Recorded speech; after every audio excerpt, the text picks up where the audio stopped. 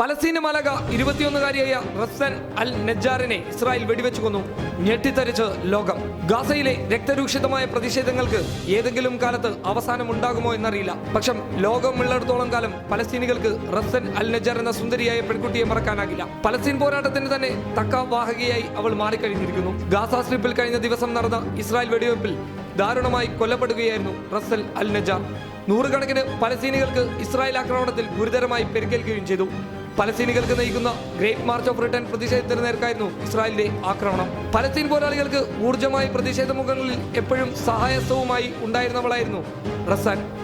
Israel അധിനിവേശത്തിനെതിരെ March 30-ന് പലസ്തീന്റെ അതിശക്തമായ പ്രതിഷേധം തുടങ്ങിയത്. The great March of return എന്ന പേരിലാണ് പ്രതിഷേധ പരിപാടികൾ തുടങ്ങിയത്. 2014 ശേഷം പലസ്തീൻ കണ്ട ഏറ്റവും ശക്തമായ പ്രതിഷേധമായിട്ടാണ് ഇതിനെ വിലയിരുത്തുന്നത്. എന്നാൽ അതിശക്തമായ തിരിച്ചടിയാണ് ഇസ്രായേൽ അതിന് നൽകിക്കൊണ്ടിരിക്കുന്നത്. ഒറ്റ ദിവസം കൊണ്ട് പ്രശസ്തിയായവളൊന്നുമല്ല റസ്സൽ അൽ നജ്ജാർ. പലസ്തീൻ പ്രതിഷേധ മുഖങ്ങളിലെ സ്ഥിരം സാന്നിധ്യമായിരുന്നു 21-കാരിയായ റസ്സൻ അൽ നജ്ജാർ.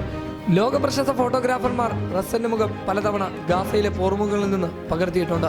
ഒരു നഴ്സായിരുന്ന റസ്സൻ അൽ നജ്ജാർ പ്രതിഷേധങ്ങളിൽ പരിക്കേൽക്കുന്നവരെ പരിചരിക്കുന്ന വളണ്ടിയർ ആയിരുന്നു അവൾ. അങ്ങനെയുള്ള റസ്സന്റെ നേർക്കായിരുന്നു ഇസ്രായേലിന്റെ തോക്കിൻ മുനകൾ നീണ്ടത്.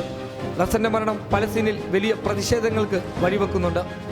ഖാൻ യൂനിസിന് കിഴക്ക് ഇസ്രായേലിനെതിരെയുള്ള പ്രതിഷേധം നടക്കുകയായിരുന്നു.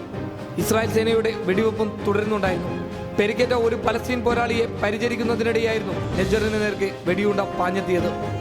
പലസ്തീൻ ആരോഗ്യ വകുപ്പിന് കീഴിൽ പാരാമെഡിക്കൽ വളണ്ടിയറായിരുന്ന റസ്സൻ വെളുത്ത മെഡിക്കൽ യൂണിഫോം അണിഞ്ഞുകൊണ്ടായിരുന്നു അവൾ പരിക്കേറ്റവരെ പരിചരിക്കാനെത്തിയത്. എന്നാൽ അതുപോലും കണക്കിലെടുക്കാതെയായിരുന്നു ഇസ്രായേൽ സൈന്യത്തിന്റെ ആക്രമണം എന്നാണ് ആരോപണം. പബ്ലിക് കേരള.